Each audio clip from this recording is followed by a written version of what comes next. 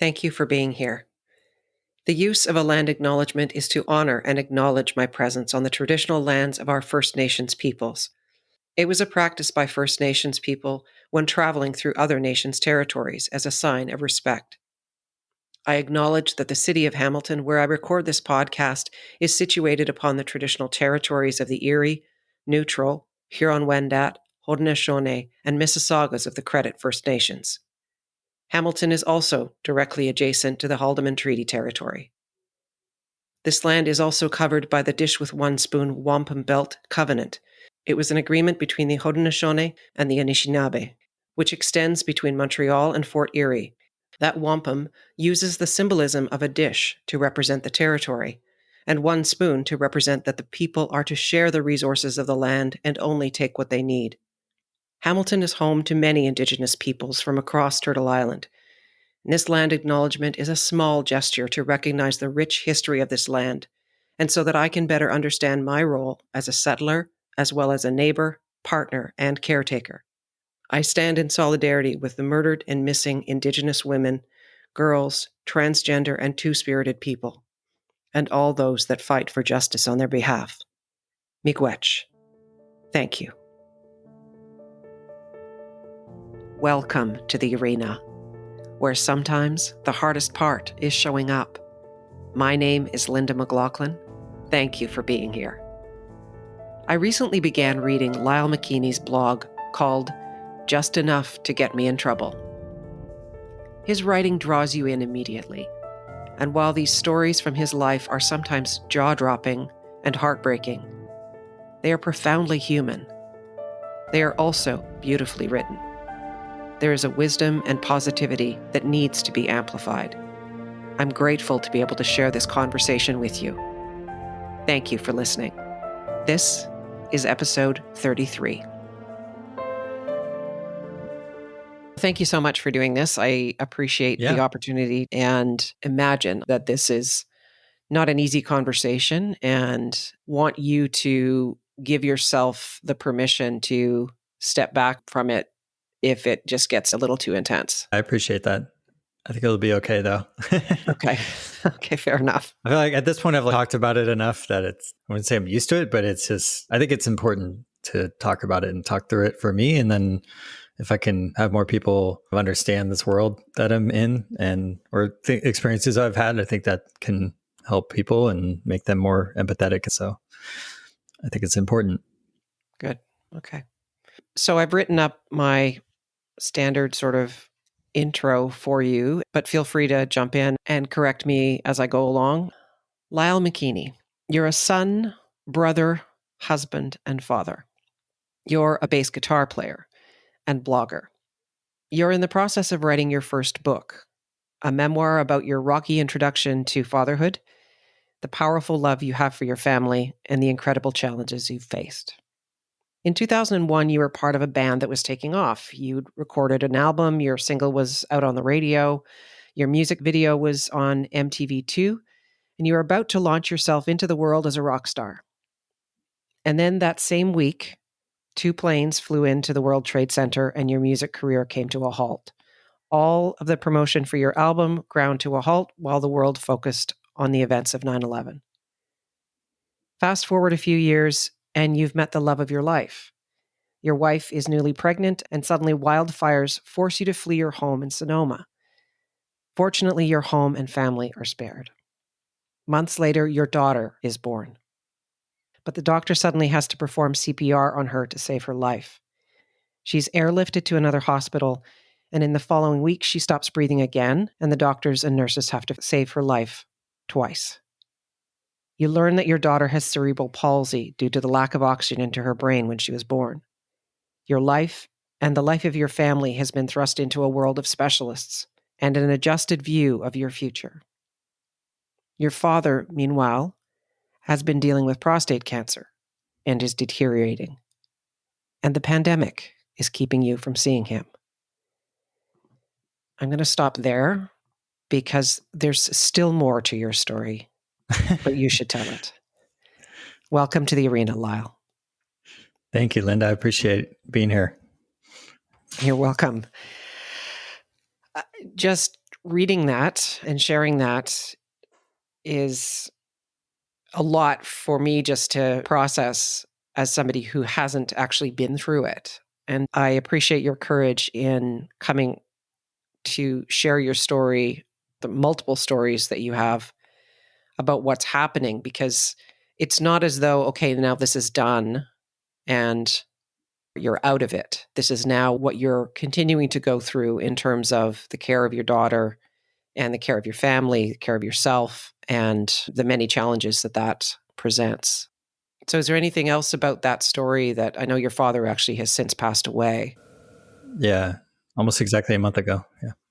Oh, it was a month ago. Oh my gosh. Okay. So yeah, when you read it back, it is a lot. And yeah, and there's even some stuff, like you said, that happened in between all that. I was married and got divorced.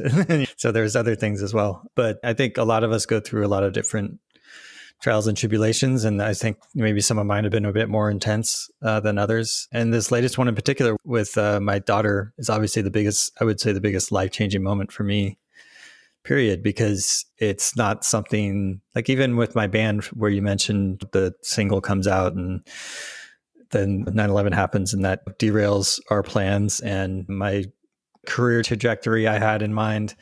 But still, that's just a career. And the likelihood of it succeeding was probably low anyway, because it's very hard to make it as a musician, whether or not something way outside of your control, unprecedented happens. But something like what happened with my daughter, it changes your life forever because she has a lifelong disability. And it's hard to know what the future holds. Your focus goes more towards just day to day, getting through, whatever life deals you next. But as my daughter's turning 3 next week, a week from tomorrow, so she's still very young. And so there's still a lot to figure out with her life and what it's going to look like and what she's going to be capable of doing or not capable of doing. But at the same time, we're very thankful for where we live. We live in California, and in our area in particular, in Sonoma, there's lots of resources available and laws in place that give her access to things that people who decades ago were championing these changes have made it as easy as it possibly could be given the situation. It's this whole other world that we don't even really know about when you're part of the non-disabled world, but we're extremely grateful that it exists, and I've met some amazing people within it too. And how is your daughter doing? She's doing really well, actually. So to give a bit of context for anyone listening, so she has cerebral palsy, which can mean a lot of different things. There can be people that you meet that have it that you would never know, and they have just a very mild form of it. The basic idea is that a part of the brain is injured and it affects motor movements, muscle movements. And so for some people, they might have a little trouble walking normally, and they can do some physical therapy and get better at it. And some of them might wear like braces on their ankles and feet to help, stabilize themselves. And then you have the other extreme, which is where they can't really do anything. Emily's definitely more on that end of the spectrum, where she's, like I said, almost 3, and she can't walk, she can't crawl, she can't even really roll over on her own on the ground. And then when we have her, we have this specialty chair for her. And when she's in there, she has a tough time holding her head up consistently. And we have different devices and things like that to help her with things. And then obviously like therapists, both physical and occupational therapists, that can help try to create new pathways in her brain. Because she's so young, her brain's still developing, so they can form new pathways and stuff, but it's never going to be perfect. And so she'll need some sort of help or assistance probably for the rest of her life. Let me just take you back in your own life, first of all, to what growing up was like for you. What was dinner conversation like around the dinner table when you were growing up? I had a good childhood. We were never like without food at the table. My dad was in real estate and did fairly well and worked really hard. With anything like you're selling, it's there's down years and there's good years. I think back very fondly about my childhood, and talks around the table were, it's funny you mentioned that, and I'd listened to some of the episodes and other people's answers. So I do think about how I would take forever to eat. And it would annoy my parents so much because, and I would joke that I was like, well, I'm enjoying my food and just taking my time. But yeah, I would imagine a lot of conversations about baseball because I was obsessed with it and playing it a lot. Are you a faster eater now? And like, Yeah, much faster. Now I'm very lucky when it comes to food and dinner because my wife's a dietitian and she loves to cook and she loves to cook very healthy for us. So I definitely eat way healthier than I would if I was left to my own devices. But it's funny, but I did think a lot about this idea of dinner time. And that's a really important thing in our household too. And having my stepdaughter, when she's with us, we always eat together. And then Emily, so that was one thing I didn't mention is Emily, she doesn't eat anything by mouth because she has trouble swallowing. And she oftentimes we've looked at it on an x-ray and she'll have bits of what she's eating go into her lungs. So we have to be careful because she could get pneumonia. So she gets everything through a feeding tube that's on her belly. It's called a G tube or gastronomy tube. But still, if she has a meal at that time, we'll have her in her kind of specialty chair next to us and we'll be feeding her at the same time. But yeah, it's definitely unique because everything for her meals is all on a schedule. And it's just every couple hours she gets a little bit more and we push it through a syringe. And so it's a unique thing compared to what most parents have to deal with in trying to get their kids to eat different things. We don't really have to do that, but obviously there's other challenges with it. So my next question is always one of those, it seems like an obvious answer, but what event in your life has had the most profound impact on you?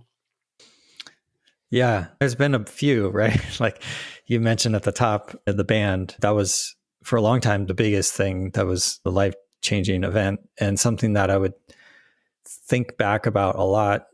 And it's weird because I would think of it almost like a failure in my life at times, even though it was obviously something completely out of my control that had this massive impact on what we were doing and where we were trying to go. But that we had other friends who had albums come out like a month later and they did a lot better than we did. But like I said before, we don't really know if that was the only reason that it didn't do as well. But yeah, it's like one of those, you get into that woulda, shoulda, coulda mindset sometimes. But the more I've had time, it's been almost 20 years now, the more I've had time to think about it, the more I realized like I was lucky to even get where I got to because it's really hard to even get signed as an artist and on a major record label. So I should be proud of that too. I can still send a YouTube video of my professionally made video that costs way too much money to make to my friends or whatever, which most people can't say that I ever did that. And most people who pick up an instrument never get to play in front of a big crowd or anything like that. So I'm thankful that I got to do that. But then other life events like getting divorced was another one that was an unexpected thing that happened. But then it's like you give it time and you think, okay, actually a pretty unhealthy relationship. And I think I'm now glad that it happened, even though it really was not fun at the time. And I hope I can get to a point with my daughter where I look back and go, I can't imagine it happening in any other way. Because sometimes maybe me less so than my wife, Allison, but there are times where you can play the comparison game and see a kid that's around the same age as her and what they're doing and, compare it to what she can't do. But then Allison, my wife, who had my stepdaughter, Sarah, who's now 12, she's not disabled or anything and was actually like quite advanced at her age and talked really early and walked really early and all that kind of stuff. And it's obviously a stark difference between my stepdaughter, Sarah, and my daughter, Emily, from Allison's point of view. Me, a little less so because I had never had a kid before. And I knew Sarah since she was 4, but not when she was very young like Emily. But obviously the biggest time we notice things are when we're at some event, when there's other kids that are around her age and you see them running around and talking and eating cake at a party or whatever. And it's like all those things she can't do. So those moments are difficult, but I hope over time, more we meet other people, especially now that we're coming out of this, fingers crossed, coming out of this pandemic and be able to meet more people within the disability community. And I hope it gets to the point where I look back and go, I can't really picture it being any different and being thankful for where we're at. But I think it's going to take some time. And as you alluded to, the distance from the event itself, and given other things that happen in your life, it starts to put things into perspective. I think a lot of people have like big events that happen in their life, whether it's like someone passing unexpectedly or, like I said, divorce. Obviously, a lot of people deal with that. I think it's like at least 50% of people who get married, which is a pretty crazy statistic. What does living a courageous life mean to you? I think living a courageous life is just keeping going. It's so easy to just get bogged down in what's going wrong or what has gone wrong or the crummy hand you've gotten dealt or whatever. But I think it's just about persevering and going forward and realizing that you can't just stay stagnant. There's obviously time to grieve and things like that. But I think courage is going, you know what? I'm going to pick myself up and keep going. And I think that's a big part of it. And it takes time. I think about the situation with my daughter, and I was actually, right before we got on this call, I was talking with some other parents of special needs children who all live in the area where I live. And my daughter's 3. So if I look back to when she was 1 or something like that, about to turn 1, I was not ready to even like connect with other families necessarily, and certainly not write about it like I am now. You know, it took a little while. Her situation became a little less acute on a day-to-day basis. And that gives you a little time to breathe and think about things and go, you know what, I want to connect with some other folks and learn a little bit more about this world that we got thrust into. And then writing about it has been therapeutic for me. And the feedback I've gotten back has been amazing, even though my audience isn't massive. But there's a few hundred people that are reading my stuff every week. And I'm working on a longer form book about these last few years. Well, it's fresh in my mind and I can remember a bunch of details, and I want to capture that and share it with the world and hope that I can affect other people and gives people an insight into what it's like, because it's not easy. And I'm thinking back to my previous self before I was in this world. And if I had come across something like I'm writing, it would have been eye-opening as to what it's like. So I try to think about it in those terms. Like if I'm writing to my younger self, who is not oblivious to these things, but there are people who are dealing with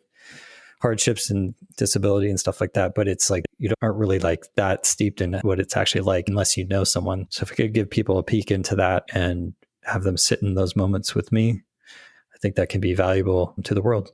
At least that's my hope. It's very powerful writing. The way that you've written your stories, it's extremely accessible and flows beautifully.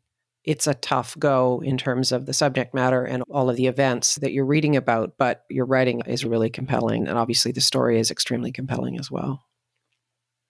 Thank you. Yeah, I hope it's not all just feeling like that the whole time. There'll be more that'll have bits of levity and stuff like that too, because that's who I am, and like that's life, right? Yeah, no, for sure. For sure. Yeah.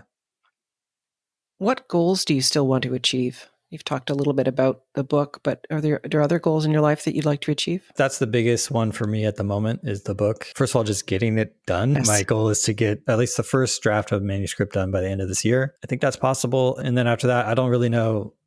I'll have to navigate the world of like how to actually get it out. Just that'll feel like an amazing accomplishment, just getting the first draft done, because it's a big project.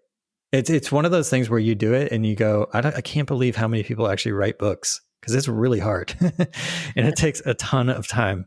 And it's just amazing that so many people actually do it every year, because yeah, it's not easy. And then otherwise, I think I'm ambitious as far as what I want to accomplish with my writing and being a public figure, if that makes sense. And it's funny because I thought back to being in the band, and that was what I was trying to do there, trying to go big.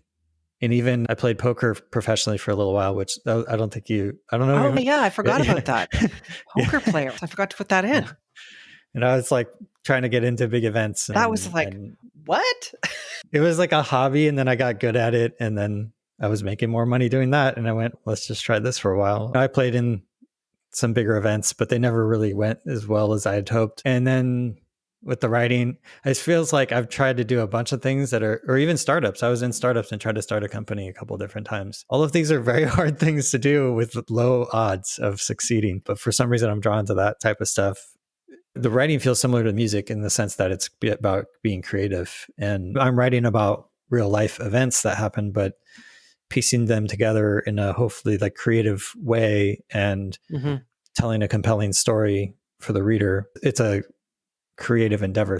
It's not just getting the book done and writing every week like I do, but just keeping it going. It's really easy to stop and just go back to your old ways of binging Netflix every night, because that's way easier. It's hard to create and it takes a lot of mental energy, and you're oftentimes, you feel like you're screaming into the void. I imagine you can relate a little bit as, you know, someone who started a podcast, but I think part of it is just keeping going. It's like a war of attrition in a way.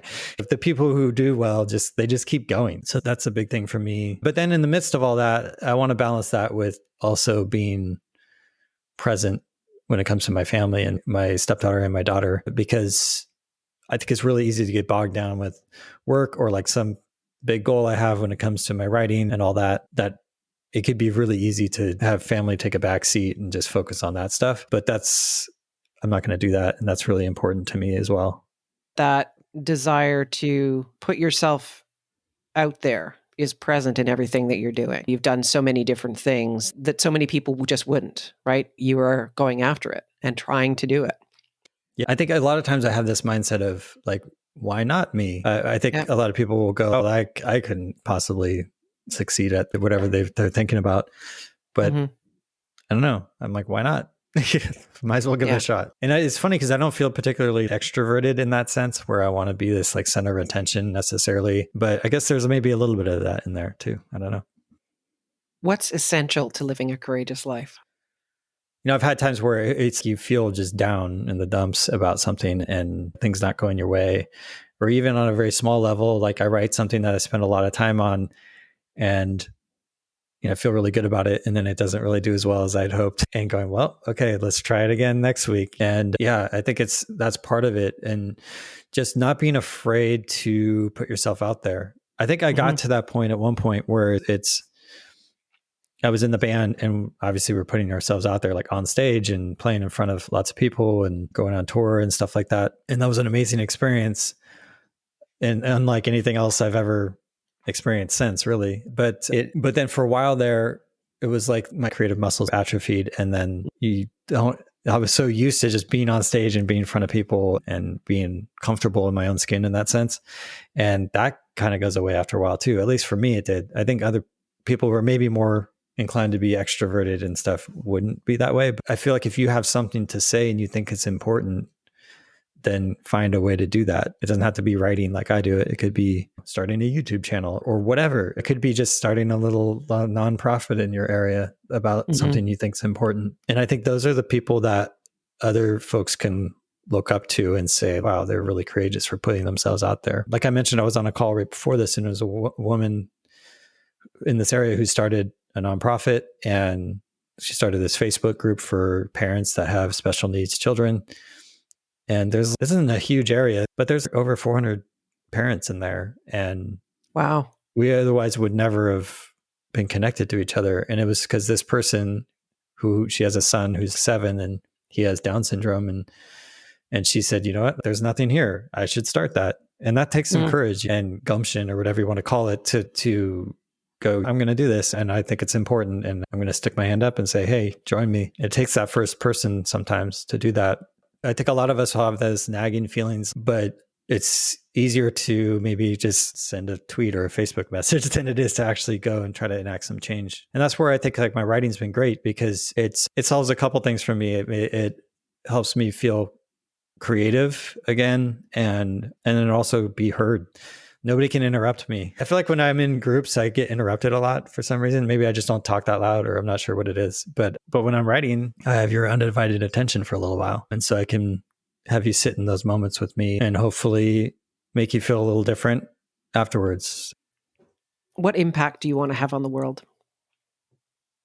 Yeah, I think like I said earlier is creating a little bit more empathy in the world, especially nowadays. Maybe a little, I guess you're not in the United States, but you probably Mm-hmm. feel these effects too from just like the political climate and then online discourse.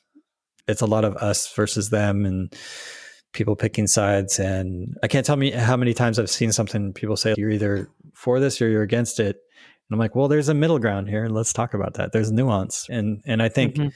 the one thing that's nice about writing is you can dig into that stuff, especially longer form writing. And I think it's easy to write off people who have a disability and not see them as fully human, but they are, and their caretakers are too, right? So that's a big part of it for me, and just creating a little bit more empathy in the world towards people that are dealing with hard situations.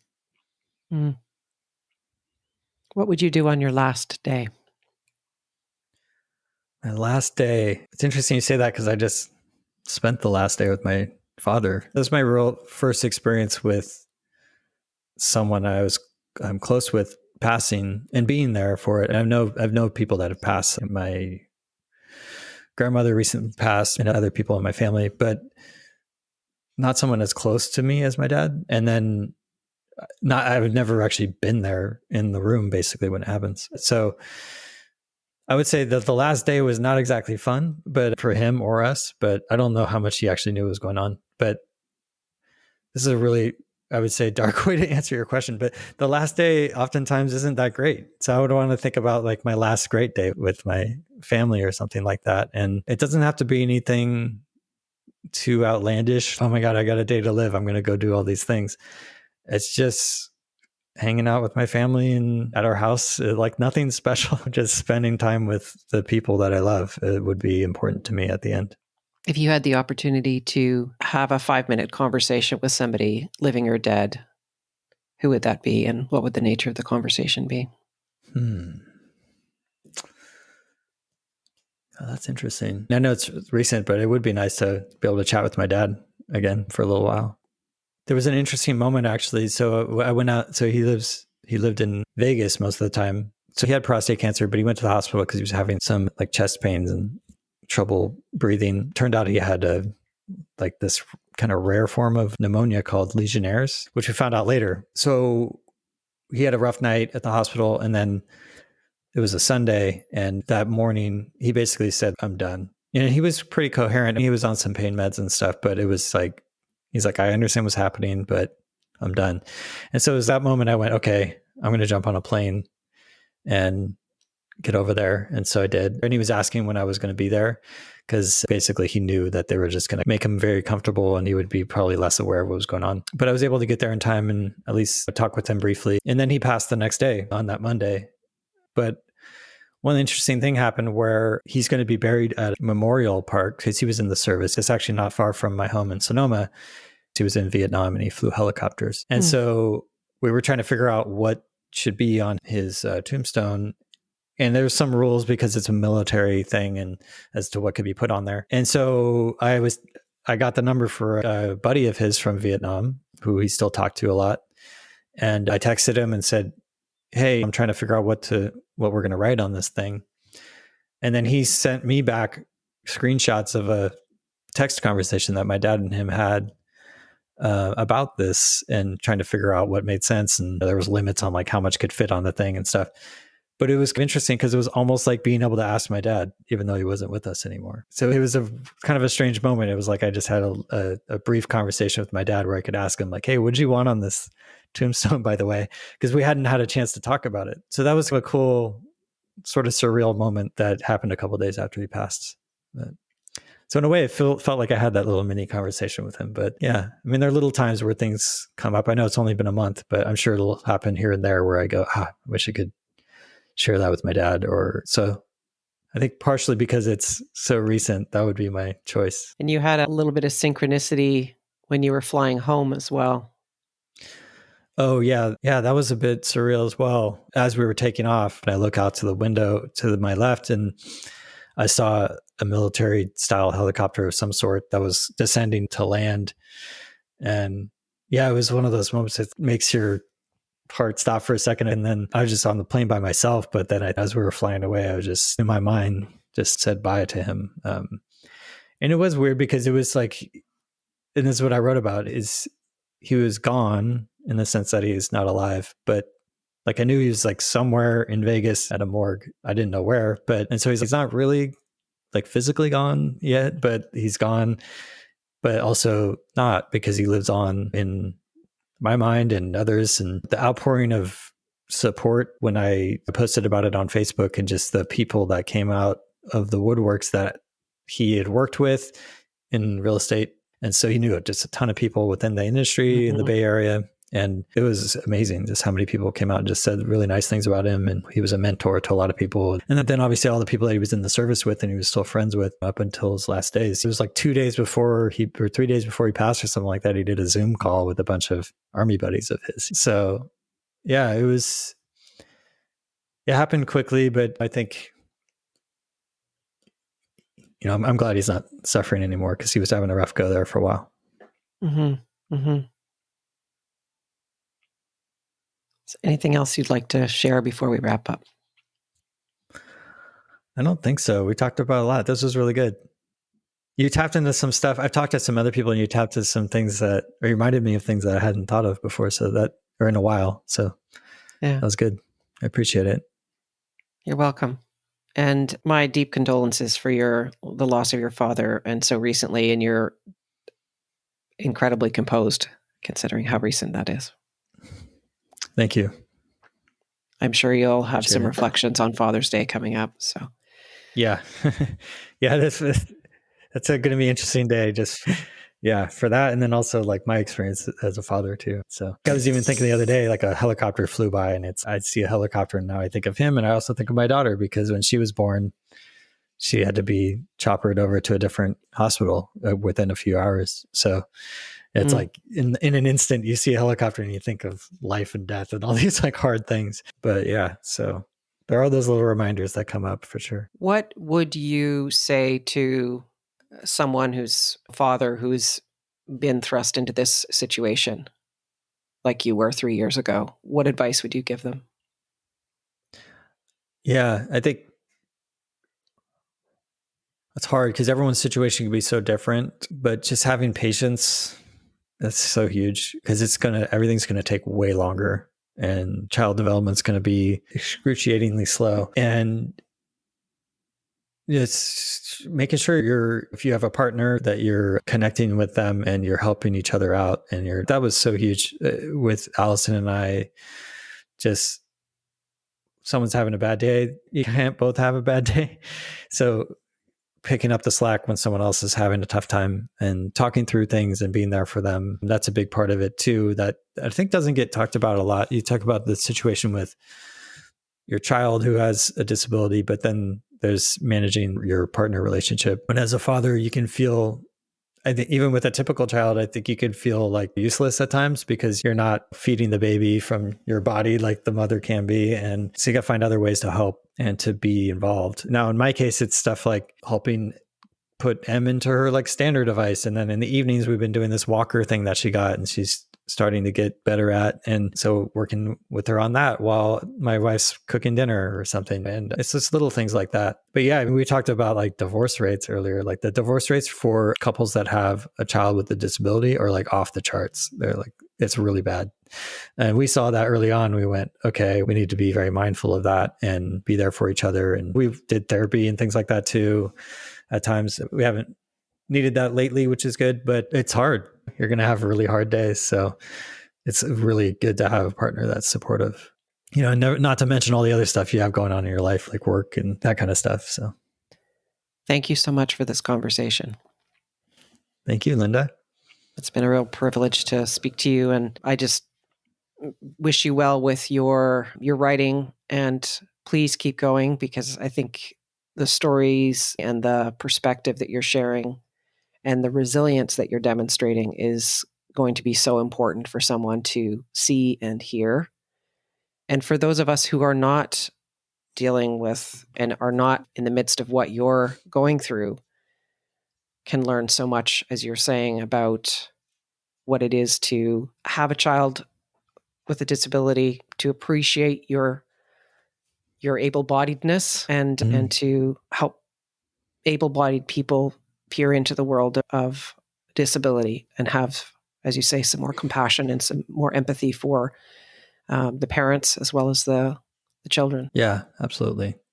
I really appreciate you bringing me on. This was a lot of fun, and Good. it made me think deeply about some stuff, which I appreciate too. Good. I have ideas for writing pieces now. Okay. Oh, good. Glad to be able to help contribute to that. The writing is an awesome task, but it's so rewarding at the same time. Let's continue the conversation. I'm following your blog, so looking forward to reading more of your writing. Cool. I appreciate that. Thank you so much. As I was finishing this episode, I received Lyle's latest post called A Letter to My Daughter for her 3rd birthday on June 4th. I thought I'd read you an excerpt. Today's piece is a letter to my daughter, if that wasn't obvious from the title. I read it aloud to her and my wife on her 3rd birthday, which was yesterday. She's nonverbal, so I don't know if she'll understand the words, but I hope she felt the love I have for her in my voice. And I hope you can feel it by reading my words too. Dear M, I know you won't be able to read this for many years, but I want to capture this moment in our lives together as a time capsule of sorts. So here goes. Today is your 3rd birthday. It's hard to believe so much time has passed. I'm incredibly proud to be your dad. Your entry into this world was difficult. It was the hardest day of my life. Yes, it was difficult for your mom and me. More importantly, it was difficult for you. For a while there, we thought we lost you, and we weren't going to be able to meet you. I will be forever indebted to the man who saved your life, for sure. But you fought hard too, and without that, you wouldn't have survived. And I've seen you fighting every day since. It has been amazing watching you grow up, get stronger and more determined. Your strength, perseverance, and toughness are inspiring. Your rough start to life caused your cerebral palsy. There wasn't enough blood and oxygen getting to your brain for a period of time, and that injured it at birth. This is why it can be hard for you to do certain things that are easy for most people to do without thinking. Things like walking, talking, and eating. This is why you have an incredible team of specialists and therapists who help you. This is why you will be going to a special preschool class in the fall. While your cerebral palsy is obviously a large part of your life, I want you to know something. Your disability does not define who you are as a human being. You're not defined by your struggles or your limitations. You're not defined by your diagnosis or your medical history. You're not defined by a category or a label assigned to you by society. No one can define you except for you. When I look at you, I see a girl who loves life. I see a girl who loves music. I see a girl who's opinionated, especially when it comes to music. I see a girl who loves to go for walks in her stroller. I see a girl who works hard at her therapies. I see a girl who has been doing great in her new walker lately. I see a girl who loves playing with her toys.